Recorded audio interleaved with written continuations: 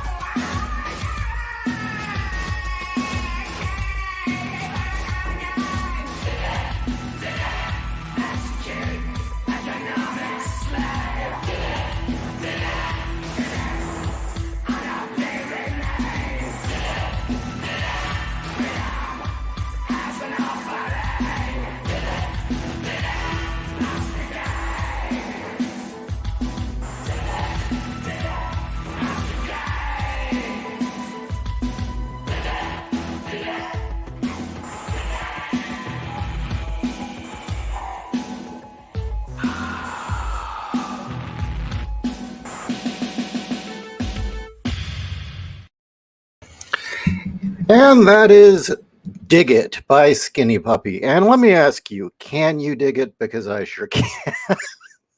Hello, everyone. It is I, J.Ishiro Finney, author and alien in a human suit, and I just figured, fuck it, I'll start the show with one of my old favorites.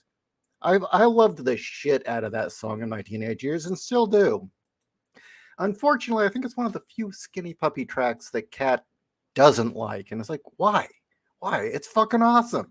And yes, let's see, who commented in the chat? Just a passerby is totally correct. Trent Reznor did thoroughly rip off Dig It and called the song Down in It. And, you know, Down in It's an okay song. I mean, it's okay. But, you know, it is a pale second to Dig It in every way.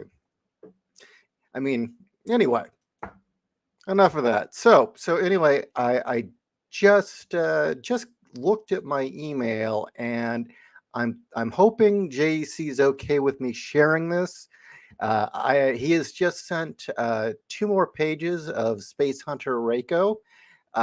One of them's still in a working phase. It's not done yet, so I'm hoping he's cool with me showing these, but I'm pretty happy about it.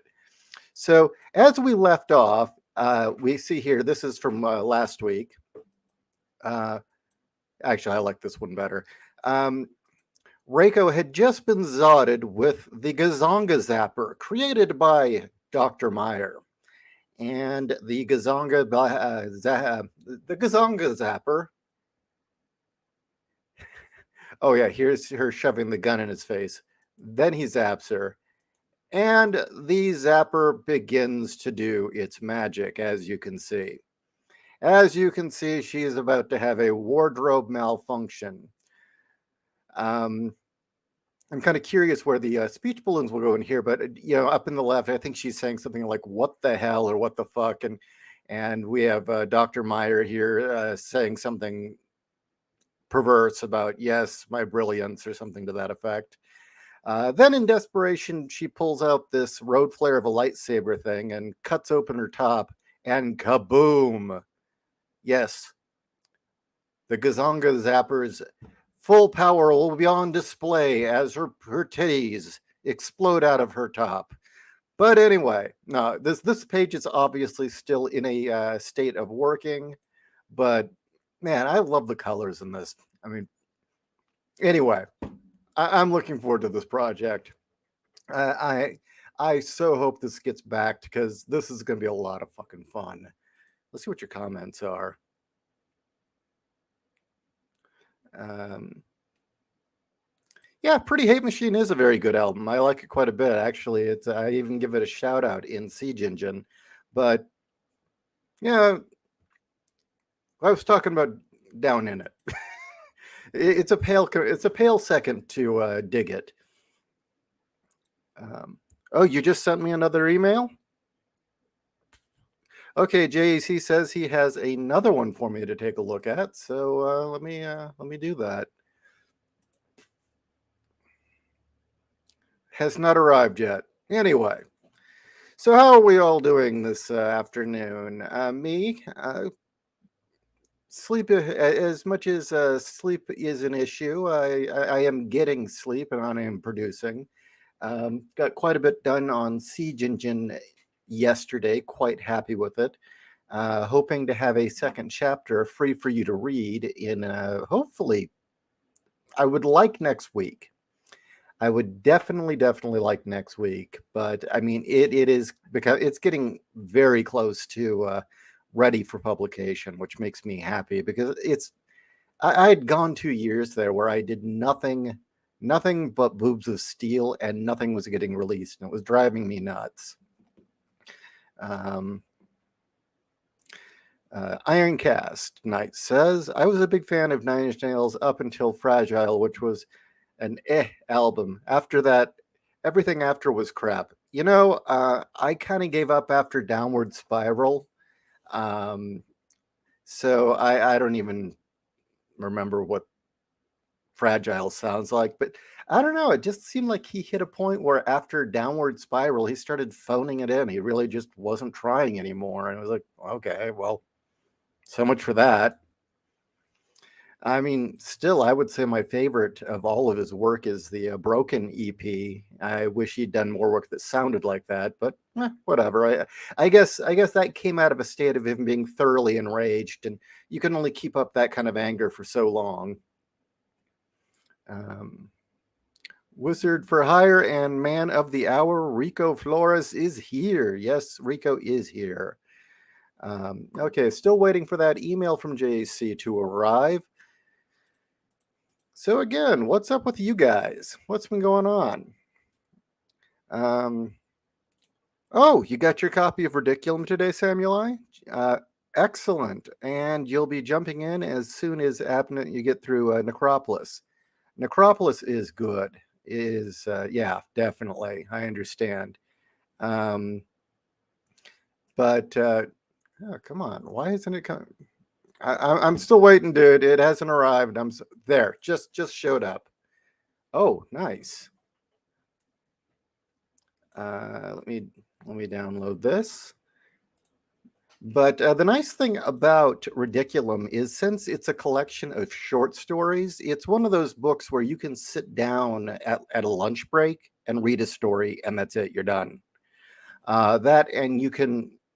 You don't have to read it in any particular order. It's an anthology. I love anthologies, actually, especially when all the stories are good. And the nice thing about Ridiculum is since these are all pulps, since these are all established writers, and since it's curated, I don't think there's a loser of a story in there. I think every single one of them is enjoyable and in some ways an under-recognized classic. I mean, hell, I've been rereading them again just because they're so damn funny. And after you read them, Samuel, I would recommend checking the X-1 radio show. You can find them there. It was an old radio show funded by, how was it, Street and Smith Galaxy Magazine, where they would take stories from Galaxy Magazine, a pulp, and do radio plays of them on the air. And a few of the stories in Ridiculum were done as radio plays, and they're worth hearing. They're definitely worth hearing. I even mentioned the two that started it, which was the Lifeboat Mutiny by Sheckley, I believe, and A Logic Named Joe. Those two that I had heard on X-1 were like so damn good that I tracked down the stories, and I'm like, why don't more people know about these?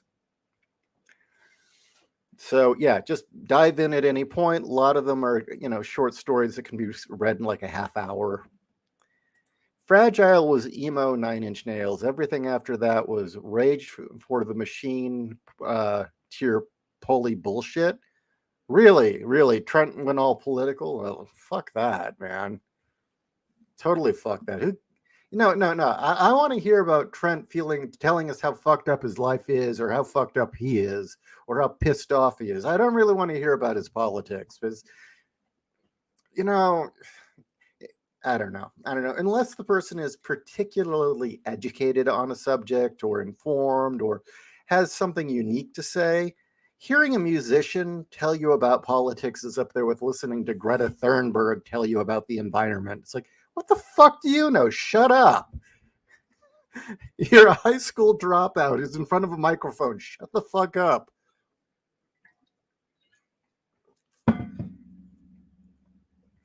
Um, Ironcast Knight says an end mill broke off a sheet of carbon fiber, 10 uh, parts 10 minutes before clocking out. So I had to put in a new tool and start over. Needless overtime. Do you mind me asking what you do for a living? Sounds fascinating. Are you a machinist, or do you work in carbon fiber production? That's cool. When I was in junior high, I did a science project where I had written into different companies and wrote asking if I could get carbon fiber samples, and I wanted to do a test to see if you could use carbon fiber as shielding for a Mars probe. And the way that I did it was basically I took the carbon fiber samples and I shoved them in an oven. I put them in like a meat freezer, and then I had an uncle who had a sandblasting company, and I had him sandblast the carbon fiber. Sadly to say, none of them stood up. The control was I had used, what was it? Stainless steel with a honeycombed interior, and that was the only thing that survived. But that was in the early 80s, so who the fuck knows? Yes, as a young man I was very interested in the science fair, but then I somehow ended up as a writer. Most short stories are treasures to Samueli. Most of the best reading experiences of my adult life have come from the pulp area material in the last 4 years. The thing is, there was a time when I read nothing but anthologies because I preferred, or collections because I preferred the short story. And I got to admit, I still kind of feel like novellas and short stories are by and large superior to novels. You could even argue that some of my favorites, like Neuromancer, read as more like a collection of novellas rather than one novel because of the way that it's divided up. Same with Hardwired by Walter John Williams. In fact, Hardwired began as a series of long-form short stories before it became a novel. But yeah, right now I'm reading this book by John Ringo, Callie's War. It's unrelated to Boobs of Steel. But I just like, there are segments in here I just don't give a shit. Okay, so the character had a bad day, so put on a false identity and went out to a couple bars and had a bad meetup with a dude. I don't give a shit. Let's get back to the spy espionage stuff. But yeah, I just feel like a lot of novels will dwell on the mundane or things that we just don't need to really hear about. And yeah, I tend to prefer. I would say the ideal is the long form short story or novella. Those are the ones I like best. And I do know for a long time the reason the novel reigned supreme was first it was considered an art form and only true authors wrote novels. They did not write shorts, things like that. And then I think in the 70s and 80s, it was an economic thing. A book had to be a certain length to make money due to how printing was done. But nowadays, with print on demand and just the way how cheap printing has become, um, I really see no reason to have these, 400-page novels that go on and on and on and on and on. I mean, okay, I guess some people can do it effectively. I'll be honest, I've never read a Game of Thrones book, but the people who read them love them to death. So okay, I guess. But no, I think shorter is better. Um, Yeah, yeah, I would have to say I still prefer short form or novella best or short novels. Okay, Ironcast Knight says CNC machinist working in aerospace, lots of carbon fiber and titanium, learning to do things with 5-axis cam programming too. Oh, very, very cool. So you do a lot of work with 3D design then, but the kind of oh god, is it SolidWorks or something like that? Kat's dad, before he passed away, had I guess there's no other way to put it. He was an inventor, essentially. He was a we used to call him Q, and he even I think his own division referred to themselves as the Q division because government agencies, CIA, FBI, the military especially, it was a DARPA thing. They would go to him and they would say, okay, we need a device that solves this problem. And Kat's dad would come up with it. And his specialty was spectrography. And it'd be better if she were in here. She could explain it. But he had designed sensors for the Predator drone that could see a cell phone screen from like miles and miles away, and they were using that to track down jihadis in the desert when they turn their cell phones on. He had created a device for the Predator drone that would sense chemical plumes and be able to give troops forewarning if chemical weapons were headed their way, basically giving them enough time to suit up, put their mop suits on. His favorite was he had created this device that would tell police exactly when they could bust into a meth cooker house and arrest everybody, because all the ingredients to meth are legal until they're mixed in a certain way. And he had created a device where they just parked the van outside and the van would watch the chemical plumes, and then a little alarm would go off and say, okay, if they've mixed them, go in and bust them. And they cleaned up, again, granted, Democrats shit canned it, but for a good long while there, he was pretty much that device kept a large region of where I used to live clear of meth cookers.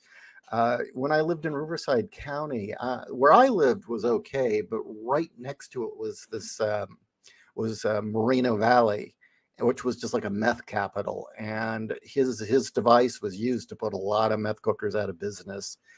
But I will say I had a friend who lived out there. And because there were so many meth cookers living out in Moreno Valley and Navarro County, um, we'd go to a nightclub and then I'd drop her off at her home, which was out in the sticks where the meth cookers were. And I'd be driving home at 3, 4 in the morning. And I'd see like police chases coming down the road. I remember once coming back from a nightclub and there was a car, the doors were missing, and it's hauling ass the other way with all these police cars going after. It's like, well, I am in meth country. But yeah.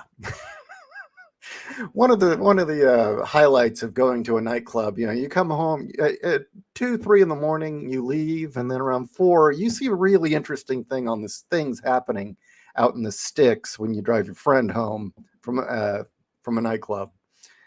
Anyway, here is the page JC just sent, and wow, that really brings life to it.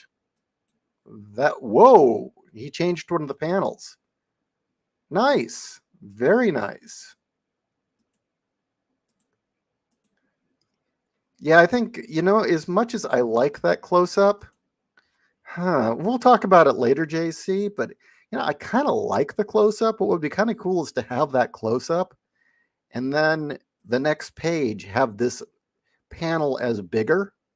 The last panel there where you see her from a distance.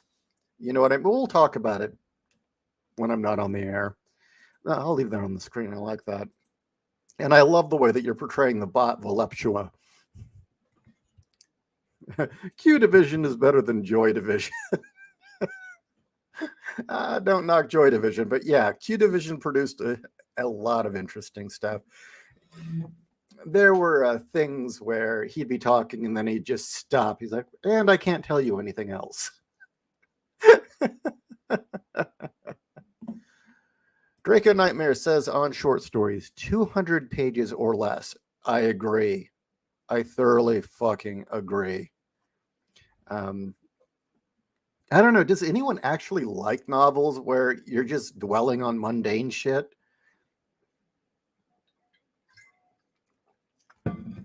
I mean, one of the reasons I'm a kind of a slow writer and that I'm a bit of an obsessive where I'll pack in all the information I want in something, and then I'll go over the sentence like 4 or 5 times trying to eliminate it and make the sentence as short as possible with retaining the information. I don't know. It's just a weird fixation of mine. But yeah, it's because shorter is better. I mean, okay, let's see. I use Katia, Catia, which made by the same company as SolidWorks, not an engineer, just a dude who makes stuff. Oh, that's cool. Can you make 3D miniatures? I used to be extremely good with a program. I mean, this is not for machining. This is for 3D graphics. But I used to be extremely good with a program called Lightwave, and they stopped making it, I believe. I don't think it's made anymore, and I lost my license. And to this day, I wish I had a copy of my old Lightwave or had the time to sit down to learn a new program, because I loved the shit out of 3D design. I loved doing it. I made all the planes in Titanium Rain, for instance, and a lot of the action scenes were all 3D that I had built. Wasn't great with doing people, but I loved making machines. R1, you could say Tom Jones is mundane stuff, and it's a great novel. I have not read Tom Jones. I'm sorry. I ran water jets for a few years alongside CNC mills too, lathers too. Love that loud ass thing. Yeah, I should get Kat on to talk about some of the stories of her dad. I think you'd like some of them. Some of the things he did to get ahead was like insane, fucking insane. But he was a very driven man. I'll talk about it since Kat's not in the room. Unfortunately, it also cost him his life. Being that he was one of those guys who just said, you know what, I'm really sick of the bullshit they're pulling here. I'm not going to put up with it. He never completed college. Out of stubbornness, he had gotten he'd gotten everything he needed, I believe, to get his master's. And when they started making him take classes that weren't related to what he was doing, that he felt they were just draining him of money, he just walked away. And unfortunately, it did hurt his career in a lot of ways. I mean, because he didn't have that piece of paper saying he was skilled. A lot of companies wouldn't believe he was skilled. So to get ahead, Kat's dad took jobs in his field that were very dangerous, that no one else had the balls to do, like crawling around inside reactors. And we can't say for sure. He did smoke all his life, but he did die of cancer. And he worked in environments where, one fuck up could mean the whole area he was in would be flooded with, oh, I forget it. I don't remember if it was an acid or a base, but it would have dissolved him instantly. But yeah, he took a few jobs like that where he was, it drove him to drink actually, but it got him the advancements he needed, and he didn't have to put up with the bullshit of college, and he got on the job training. Um, yeah, her dad led a very, very interesting life, and I kind of wish that he had been able to tell us more about it. But no, there's a thing called classified information. So yeah, give me a second. I'm gonna try and pull some art up that I did a while back in 3D, because I just kind of, here we go. Give me a second. But yeah, I used to do a lot of 3D where I would build the vehicle in 3D, surface it, and then I'd take it into Photoshop and clean it up. And keep in mind, this was in the aughts where 3D wasn't what it is now. But here, I'll show a few of them. And then I'll show the vehicles I designed as well. But yeah, I don't know. Maybe I should just sit down and what's the free program everyone's using now? Because the thing is right now with Siege Engine for the cover art, I'm photo bashing all the designs. I'm not making them. I wish I could. And I would love to just sit down and actually build all the mechs so that I knew what they looked like and how they operated and what they had on them. I don't know. For me, writing the combat scenes, it kind of helps if I know exactly what the mech looks like and what it's fitted with, where everything is, what the weapons are. I'm going through all my old artwork here. Sorry if I'm kind of rambling. Vehicles. No. Here we go. Here's one. Let me grab another. A lot of these ended up in Titanium Rain, by the way.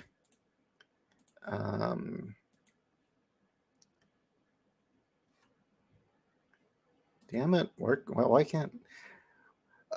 here's the other issue. I recently upgraded computers, so not everything is on the new computer yet. So I'm having to go through my old hard drive or my old solid state drive to find what I'm looking for.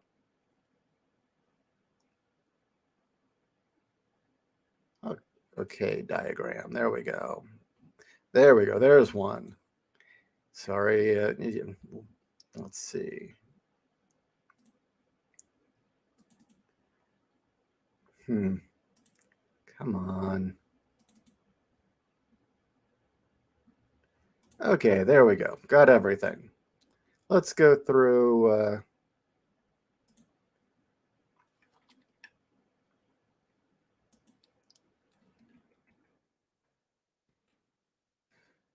All right.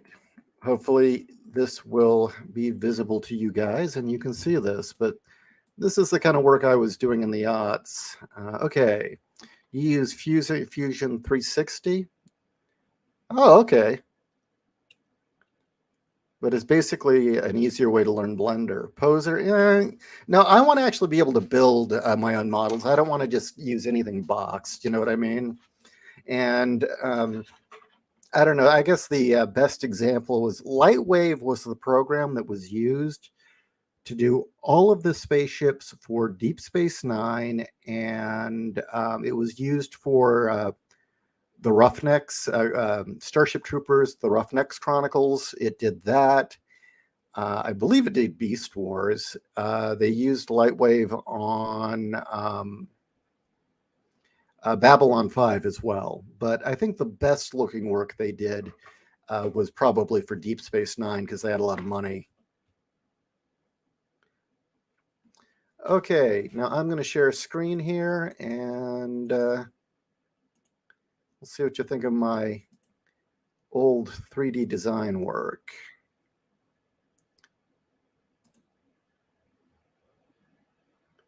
Okay, yeah, I'll just do share entire screen. Yeah, well, isn't that neat? Okay, here we go.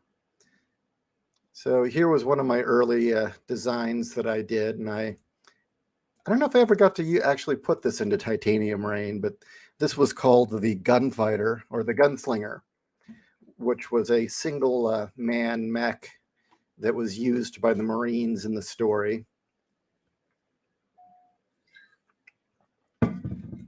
And it was called the Gunslinger because it had 4 Gatling guns. And then I guess these would be Hellfire rockets or tow rockets up in the missile racks up there. Side detail.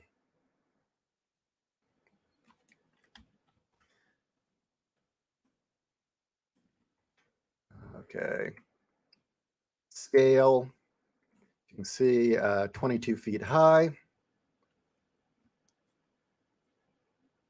And then here was my attempt at envisioning Molly's Fletcher, the handgun she used from Neuromancer.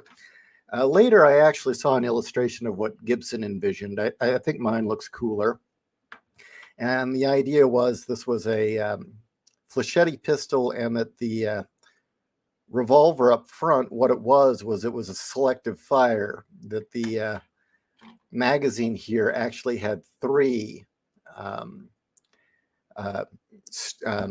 3 chambers that each carried a different type of ammunition, because in the story she could set what kind of ammo she was going to fire. This showed up in Titanium Rain. Also showed up in Utopiates as well. Yeah, I made a helicopter version and a VTOL version.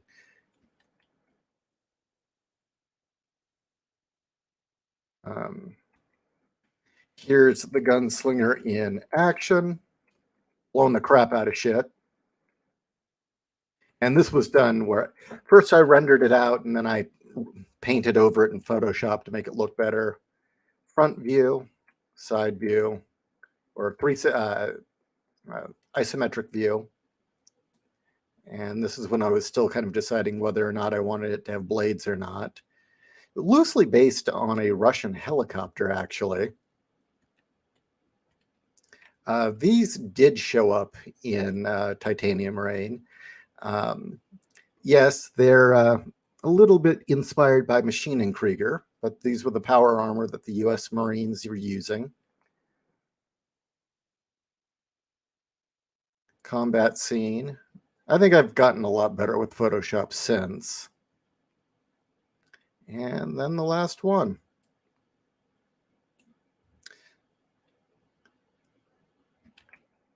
Oh, guess not. But yeah, and then I could show you the stuff I did for Titanium Rain some other time. All the jets I designed. George says he remembers using 15 years ago something called Bryce, and it made cool landscapes and sky. Yeah, I think that's what Bryce was primarily made for. Yeah, nice battle textile, real rugged machine looking, not pretty looking mechs, functional looking mechs. It's kind of the aim. Hey, it's the Mad Ginger. Sorry to hear things are going so bad for you lately, dude. Sure, we will have you on the show when you're able to. But you take care of what you need to, dude. Okay, let's see. He just sent me another email. JC's spoiling us today. Oh shit. Okay, I'm going to say that in the script it says that her bra is stretched out to the point of looking like a microkini, but um, I'm just going to ask you point blank. Are you more intent on her running around with her tits just fully hanging out in this, just out of curiosity? Or are we going to figure out a way for her to kind of keep them in tow as she's fighting um, Dr. Meyer and his mischievous ways with his gazonga zapper? Okay, well, I'll show this. It's probably fine. I mean, I've shown more risque stuff, but here's the next panel.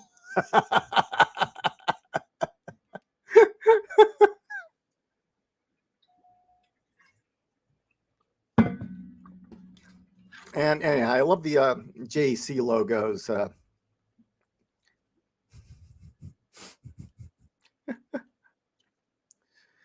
All right.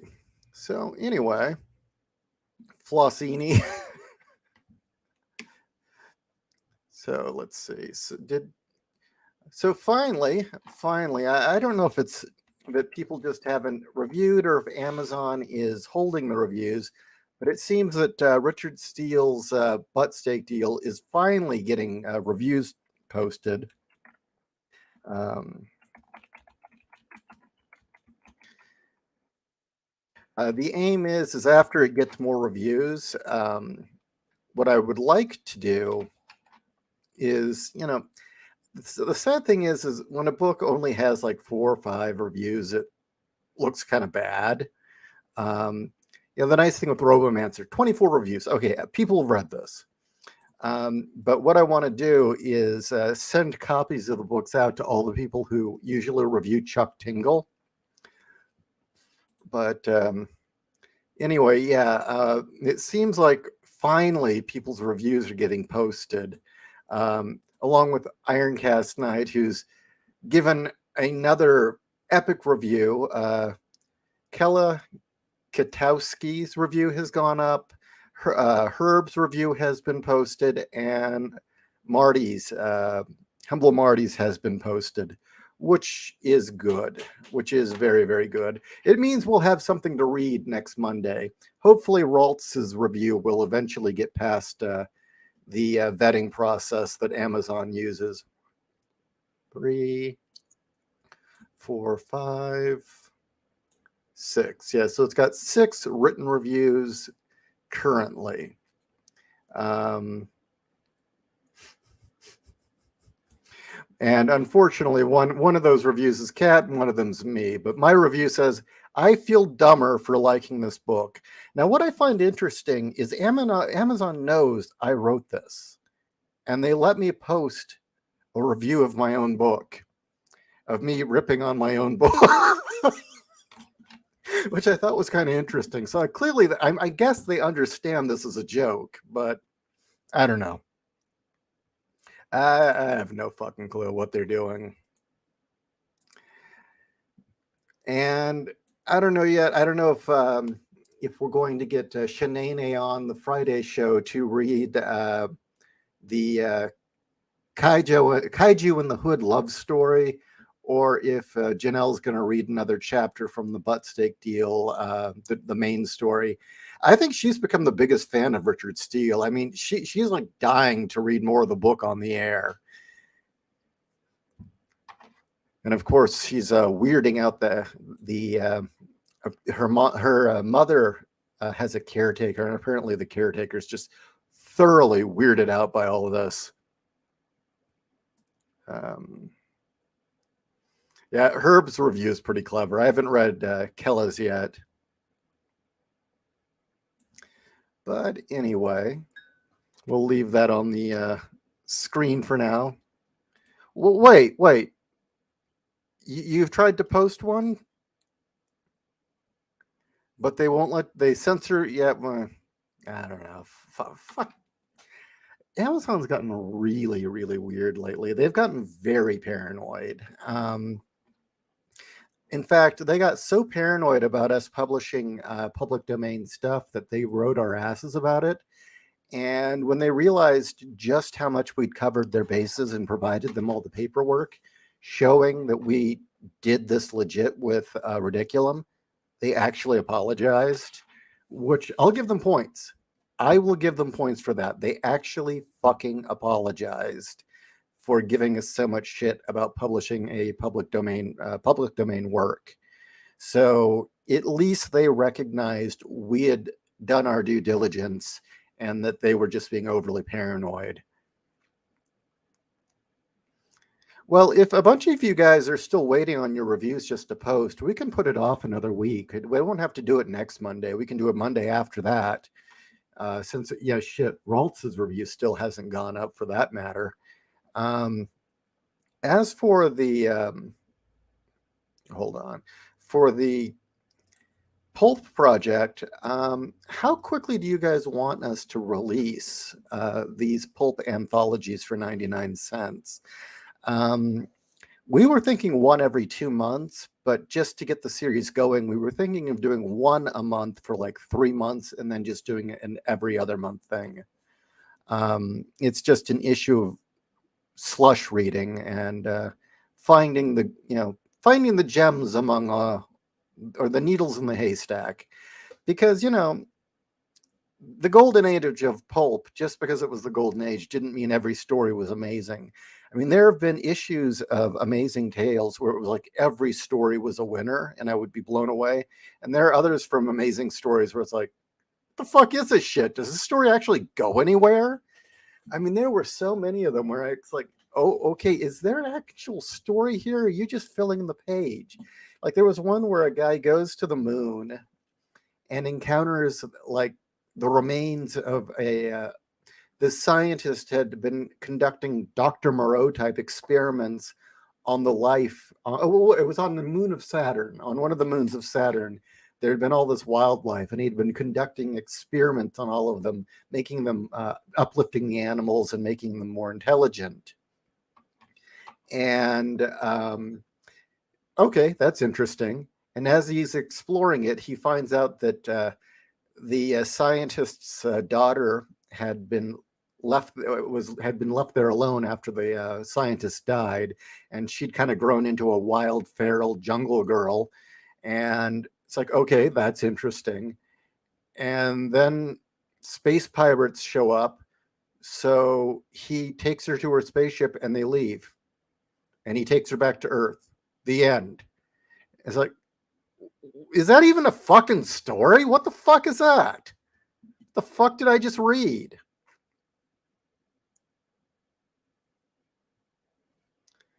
Okay. 13 minutes is about the average before release.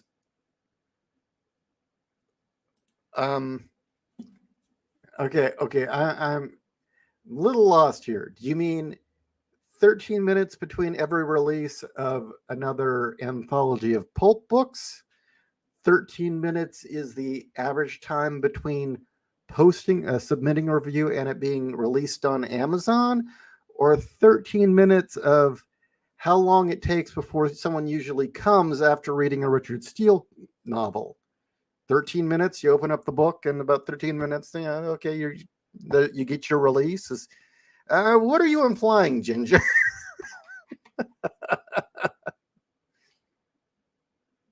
Amazon took down my last review. You should read my new one on the show.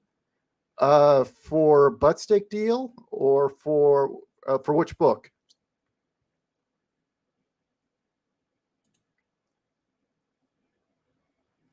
Sounds like somebody's spank fantasy with all the sex edited out. Evacuation. Yeah, I would have to agree. It does kind of that story I just told about going to the planet where he finds the jungle girl. It didn't go anywhere. It had plenty of cool ideas, but it didn't fucking go anywhere. I will say some of these stories, the BDSM overtones are so undeniably visible. Oh, the first Richard Steele book. Okay, let me check. You posted a new one? They took your old one down? Let me give me a second. Let me go over.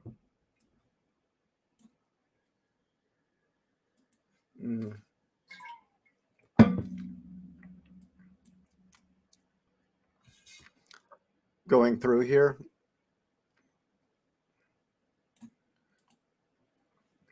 It seems like it would never end. Then it did.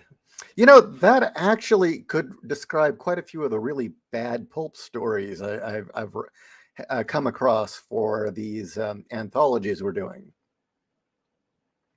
As a close personal friend of Richard Steele, I can wholeheartedly say I actually did read this book.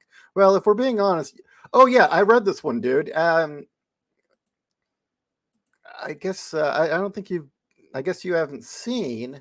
I wish I had grabbed your first review then, because I could have immortalized it. Do you still have the original review? Just out of curiosity, because I can add it to what I'm about to show you. Give me a second. Let's take down the hottie with the big tits. Sorry. Do a share screen. And there it is. I don't know if you saw Ginger, but at the beginning of the print edition of the Buttsteak Deal, I quote everybody's review. If you did a review of the book, everybody's review gets quoted.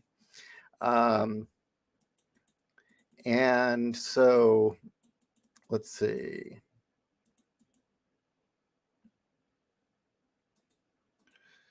So here's yours. Yours is actually right here. As I actually did read the book. Well, for being honest, I saw it once on a bookshelf in Chechnya.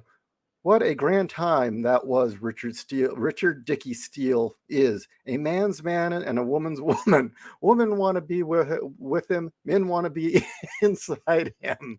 What I'm saying is, I suppose if you're going to be someone, you want to be Richard Steele, because he wrote a book.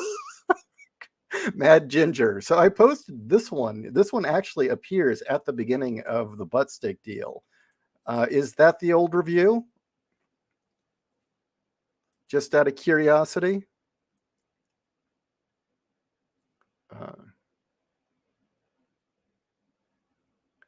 Okay, let's see. The review is out, still up, is my second one. Okay. But the one that I quote, or in the Buttsteak Deal at the beginning here, is this your old review, or is this the new one? Let me check.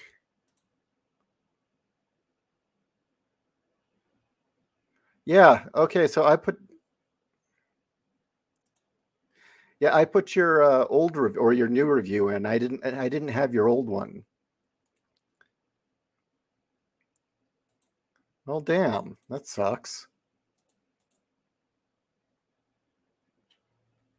Well, if you still have your old review, please send it to me and I will put it in the Buttsteak Deal at the beginning here, so at least that it can live on in that regard, because I'm kind of annoyed to hear that they posted it and then they took it down. Amazon's getting really fucking weird, okay? That's all I've got to say, is they're getting really weird and really fucking paranoid, and I'm kind of wondering why. But yeah, if you have it, I am more than happy to put it back in, or to immortalize it, at least in print. Because yeah, if you reviewed the book, your review gets quoted in the Buttstick Deal at the very beginning, and that's for everybody. I arrived to huge breasts. Truly, this is a monumentous occasion. Well, you know what? Let's let's go back to some more awesome tits here, drawn by JC.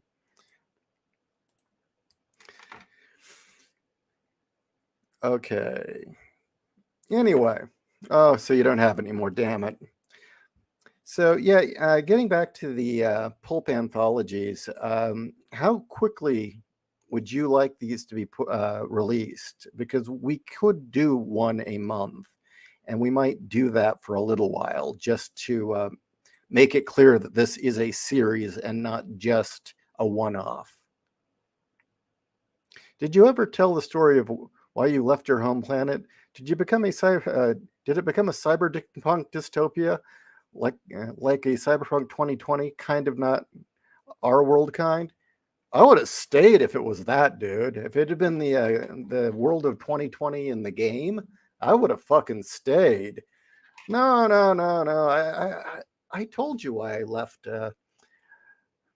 Zeta Reticula, the Zeta Reticula system, and that was because in our long war with the Reptoids are manipulative, devious, shape-shifting bastards. They are fucking assholes. But the thing is they're bad at warfare. They can't fight for shit. They're all about manipulation and getting others to do their dirty work. And, they do that through mesmerism and shape shifting and corrupting people. So over time, as we had these millennia long wars of fighting and the reptoids of them taking over our civilization, and then us, forcing them back underground, and then them, being forgotten about, and then coming back and taking over our civilization, and us fighting them again, and forcing them back underground. What we finally did is we came to the decision that we would genetically engineer our species into becoming something. The Greys would become something that was immune to the reptoids. We would become beings that they could not possibly corrupt, they could not possibly mimic, and so that essentially that none of their tricks could work on us. That we would be psychically too linked up to fall for their mesmerism, that we would be of a shape and size that their body mass would not be able to mimic, and most importantly, we would also then reshape our intellect so that we would not have any of the weaknesses they preyed upon to corrupt cultures. Unfortunately, that came at a horrible, horrible price. And one of them was titties, and the other was, well, Zeta Reticula is kind of a dull place. I mean, we engineered out the gay gene, which was a really bad idea. That came there are no gay grays. You know what happened?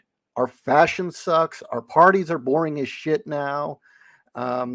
Music, we lost something.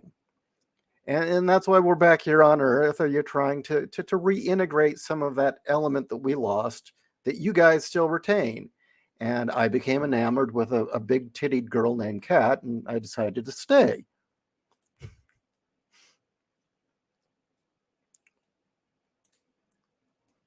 Okay. Maybe Amazon is getting tired of people spamming public domain AI crap being shat up. No, they seem to be more worried about getting sued, is what it is. It seems that's their big concern now, is they're really, really paranoid of, it seems, one, statements being made that might incur the wrath of the woke, I guess. But more to the point, they seem really, really paranoid of lawyers suing them for publishing stuff that either they don't have the rights to, or publishing stuff that might violate something or other. I wonder how orcs feel about reptoids. I think orcs would probably fucking hate reptoids, because reptoids are, the thing is they really portray themselves as a warrior race. They love this image of them being these godlike warriors, but really they're slippery snakes. They're like lawyers. They're manipulative. They can't fight for shit. They're terrible at war. So yeah, actually, orcs would probably hate the shit out of them because they're con artists and they can't fight and they lie about being great warriors. I'm surprised Amazon let me post my review. I corrupted an AI in order to make it. No, actually, I think that your review was perfectly fine. Your review was hilarious. In fact, I loved it. I'm looking forward to reading it on air. Um, you mean the first one or the one you did for the butt stick deal? Because I thought the one you wrote for the butt stick deal was really clever. Um, but yeah, when we released Ridiculum, we understood that there are forces at work within this country and actually globally that want to do away with public domain entirely. So you left your world because it lacked tits and redheads. Yes, exactly. Exactly, that's it. Mm. Yeah. A few years ago, there was a comedy series about alien abductee support group. Was it any good? I mean, there's a lot of potential for that to be good or that to suck. Let's see. Time to sleep. Have a great sleep well, Aunt Samuli. You're on the other side of the world, right? So yeah, I don't know. If we did one a month for a while with the anthologies, the public domain, the pulp anthologies, would you guys read them if we did like three did a like 3 months where we did one a month, and then after that it would be every 2 months? Does that interest you? Would that I'd ask you, is that okay for your wallets? But we're only charging 99 cents, so I got to imagine that that is doable for anybody, right? And part of the idea was one with the immortal classics was to one preserve these stories, because let's face it, um, the Science Fiction Writers Association and elements of our culture have been doing their damnedest to try and make this go away. And I mean, people have been trying to bury pulp since the 50s. I mean, the snooty, stuck up fuckfaces like Asimov and Arthur C. Clarke and their pals were all trying to get rid of pulp, and they were kind of successful at it. And as time went on, and pulp kept coming back, partially thanks to Star Wars, and then it was, the feminists tried to make it go away, and now the woke people want it to disappear, and they want these stories not to exist. So in one way, we're preserving the past, and we're making sure that this stuff. I mean, if people want to write pulp sci-fi and pulp horror and pulp fantasy, they need to read it. So we're preserving the past. But second, the idea was to provide you guys with, or provide readers with entertainment in hard economic times that's affordable, which the original pulps were. I mean, the heyday of the pulps was the Depression. And then the war years, where people didn't have a lot of money, but they could drop, a nickel for a magazine full of stories. And I mean, some of these magazines back in the day were like 200 pages worth of material.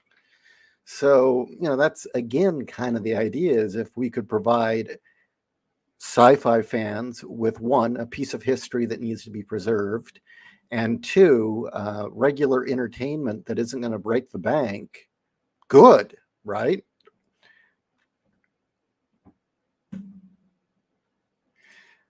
Make no promises, been dealing with car problems. Oh, car problems are fucking bitch.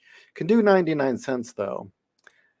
I'm more than willing to buy $1 worth of pulp anthology for a month indefinitely. 2 months worth of following every other month is just fine. Okay, yeah, because the other thing is, we need to convince Amazon this is really a series, because when I put it up as a series, they said I couldn't because it only had one book. And they were kind of weird about it.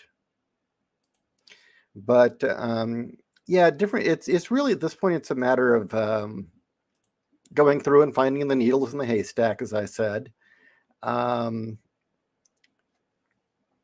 I'm finding that you guys were all requesting space adventure, right? And here's the thing. I'm coming down to the conclusion that the whole rockets and ray guns genre really can be broken down into three groups. And I'm thinking of really maybe breaking it down into those three groups. One is a lot of them are actually space westerns. They're westerns in space. And I'll be honest with you, those tend to be the best.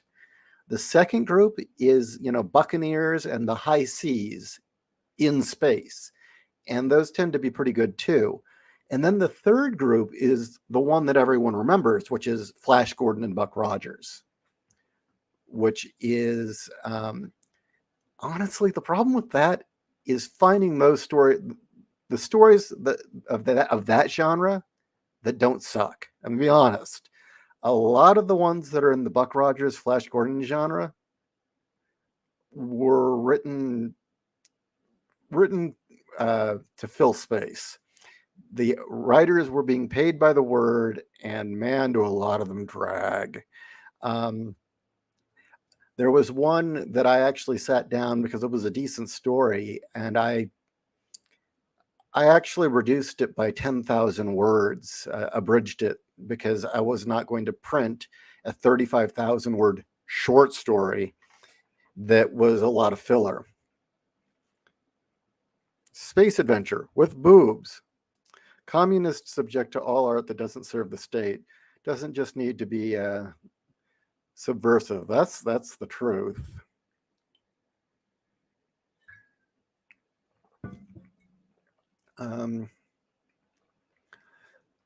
So that's kind of been the issue right now, is kind of breaking it down into those three categories. Finding that there's a lot of space vampire stories. I mean, a lot of them, more than you'd expect. The hard part is finding the ones that don't suck. I've found three that are good so far. Yeah, I know that's not very promising, is it? Buttload of robot stories. It's just going to be an issue of which ones do we want to use. Slowly but surely putting together a anthology of post-apocalyptic stories. But the rule with the post-apocalyptic stories is I want to do post-apocalyptic stories that all involved humanity, or most of them at least, having humanity thrive, showing the human spirit live on.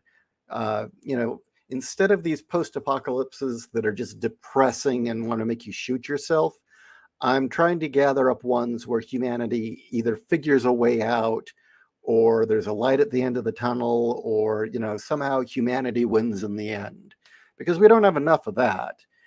Same thing with the dystopian anthology. I'm doing anthologies where the human spirit triumphs at the end. That is the point of every single one of them. Because again, how often do we get dystopians anymore where the human spirit wins? Rare. So far, for the anthology, that I've found 1, 2, 3, 4, 5, 6, 7, 8, 9. I've found 10. There's 10 of them so far. I'm thinking around 15. I get 15 of these. We'll put that book out. Doing a book called Dangerous Women, and you want to talk about BDSM overtones. They're all stories of specifically that. And what I mean by dangerous women is we're not talking space Valkyries or space Amazons or warrior women on Mars or anything like that, or femme fatales. We're talking about really, really megalomaniacal, vindictive shit. These stories, like there's one called The Priestess of Sleep, where there's this technology cult, and the way that they practice their religion is the priests and priestesses engage in experimentation, specifically on humans. That is their religion. And one of the stories is about a priestess who decides, Well, can I fuck with a guy's head until he's got Stockholm syndrome and loves me? And she's doing all these fucked up things to him. Like she kidnaps him. She crashes a space liner that he's on, kidnaps him, takes him prisoner, and knocks him out. And when he comes to, he says, "Okay, so how long have I been down?" He says, "Oh, we had you on ice, 50 years. Your wife's old and dead now." And I mean, she just keeps playing mind games like that, where she really did put him under for 50 years because the techno cult has achieved immortality. But yeah, all these really fucked up mind games. It was like, holy crap, this is extreme. Um, there was another one, Revolt of the Robots, where essentially a woman uses robots to become empress of humanity. There's the Adaptive Ultimate by Stanley G. Weinbaum.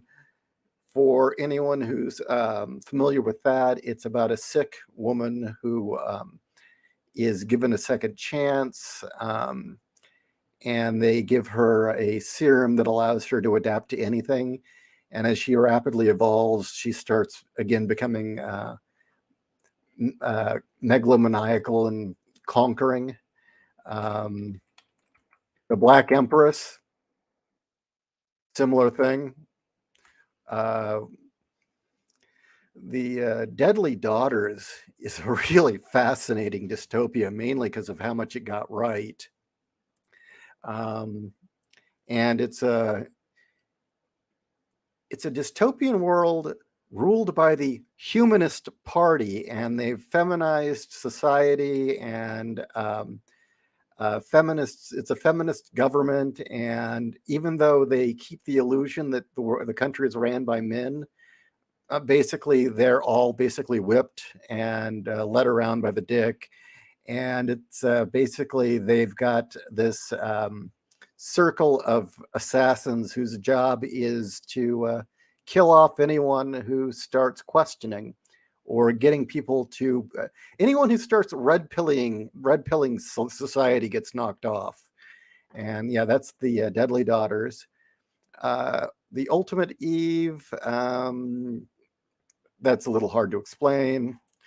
And then there's another one called The White Widows, which is interesting because it was written in 1953, but it strikingly resembles a novel by Judith Merril called Herland, in which women try to kill off or do kill off all men through biowarfare.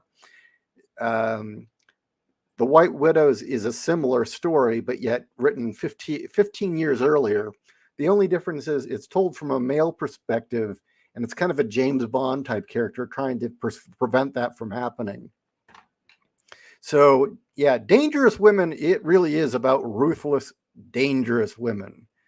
The Space Amazon one is far more fun. That's full of, jungle girls and Amazons and Valkyries and such. Far less bleak.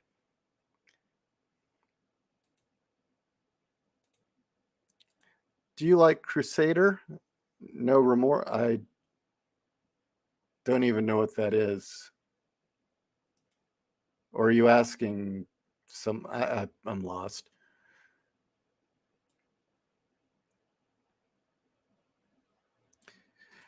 Gosh, they based it on my ex. Well, yeah.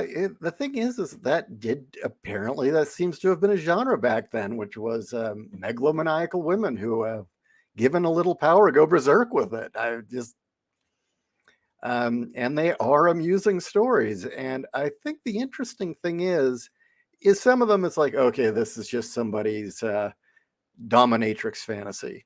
Okay, it's very obvious this guy was a sub, and this is his fantasy. There are others where the writers are like, they saw what was going on with the feminist movement, and they were writing cautionary tales, and I find that fascinating. Um, Slowly putting together a mad scientist one. Have only found 5 good stories, but The Amazon store anthology, when I get 15 of them, that one will be good to go. And that one's going to be a hell of a lot of fun. And a lot of those do fall into the Flash Gordon Buck Rogers category, but they're a lot of fun. A lot of snoo in those, to be honest with you. Sword and Planet, actually turning out to be easier than I thought. I thought I would have a hard time with it because I'm not all that into fantasy, and Sword and Planet is kind of fantasy sci-fi. But no, actually, I'm finding I'm kind of digging it. Again, it's just finding ones that are good because there are a lot of bad ones where it was just bad John Carter ripoffs. I'm thinking about calling the one where it's westerns in space. We're going to call that The Good, the Bad, and the Android, or The Good, the Bad, and the Androids. That's the current working title. We were also thinking The Good, the Bad, and the Alien, but I don't know. Not sure what sounds catchier. One of those stories sounds like the synopsis to the Insane Empress Teresa story. Yeah, some of them do. At some point, I might just release an entire anthology of stories by Richard Shaver because they're just batshit insane for those of you who know who Richard Shaver is. Because he swore everything he wrote was real. A lot of hollow earth theory and shit. It's really fun.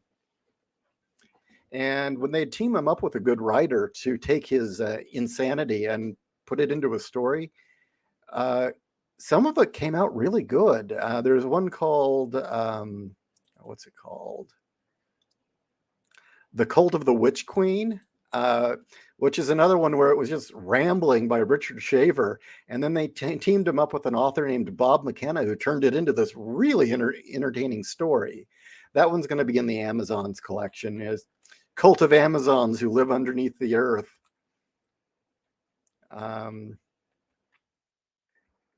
Also, very slowly compiling one that I'm going to entitle An Alien Walks into a Bar, because I keep stumbling across stories where that is the premise. It starts with, it's not always an alien, but the premise is always, so I walked into a bar. In fact, one of the Richard Shaver stories starts with, I walked into a bar. So it's amazing how many of these really bizarre, funny stories happen with the character first meeting someone in a bar. All right.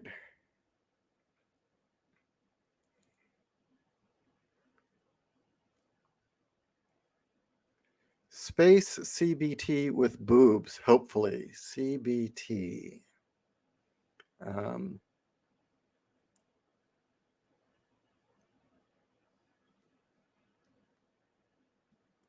Can I fuck with a man until he loves me? Yes.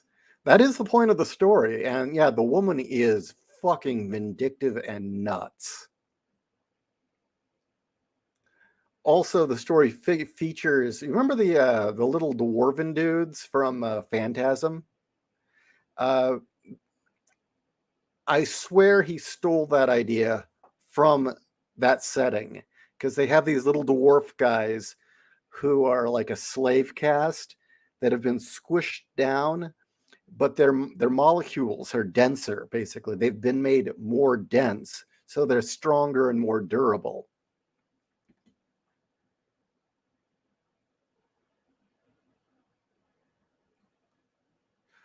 It's a video game called Crusader No Remorse, came out in 97. Nope, never played it.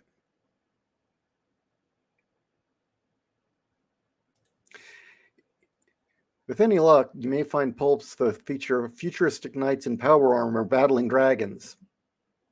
Haven't found that yet, no.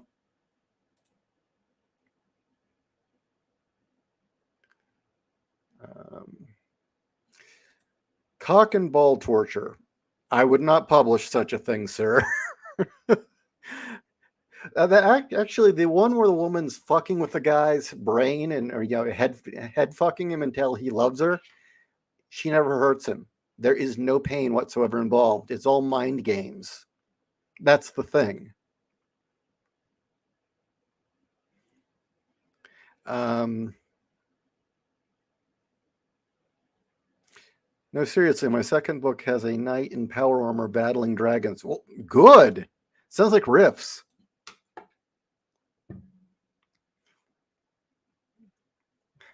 Don't look that up. Ironcast Knight. I've told you the story about the girl I met who was making her own cock and ball torture videos, right? No, I didn't date her. I just met her. She was a very strange woman.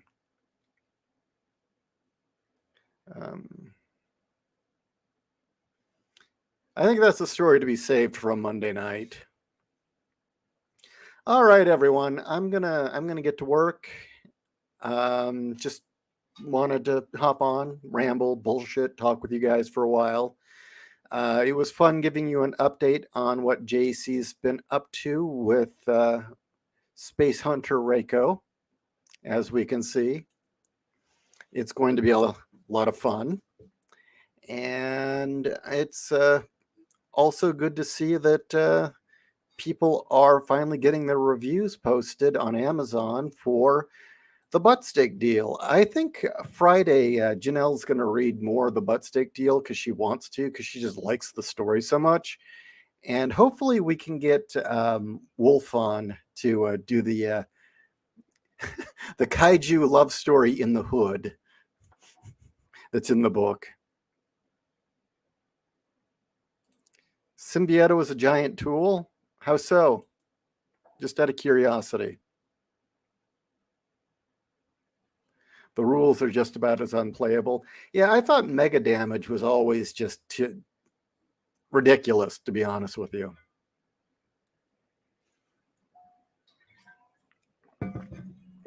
I liked the Palladium system. I mean, it took fucking forever to make a character, but the system was good. The Rift system with the Mega Damage was just kind of ridiculous. Yeah, I'm going to wait for that answer about Symbiote being a tool before I go. Again, if you want to review the butt steak deal, link is in the description, so you can go over to Amazon. If you're a part of Amazon Prime, you can read the book for free, so there's that. Bill Coffin, famous RPG writer, spill all over the table on RPGNet when Palladium published.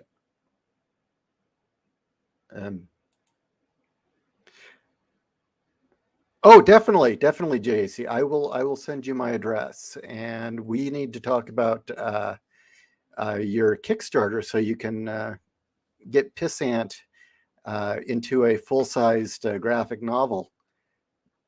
That is a thing that must exist. All right. Everybody have a good day. Buy my books.